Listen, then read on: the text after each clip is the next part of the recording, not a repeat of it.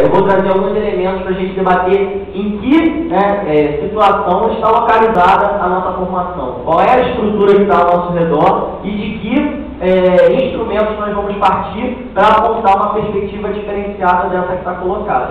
Então, inicialmente, a gente tem que perceber que os seres humanos têm uma diferença dos demais animais. A gente tem o telencéfalo altamente desenvolvido e o polegar opositor. Então, essas duas questões, ao mesmo tempo que elas se relacionam com outros telencéfalos altamente desenvolvidos e polegares opositores, constituem uma relação social. E o ser humano, ele se constitui não simplesmente de maneira biológica, ele se constitui de maneira social, de maneira cultural. Ele se constitui, como Karl Marx aponta, a partir do trabalho. E é essa concepção que a gente vai tentar apresentar aqui de maneira mais geral.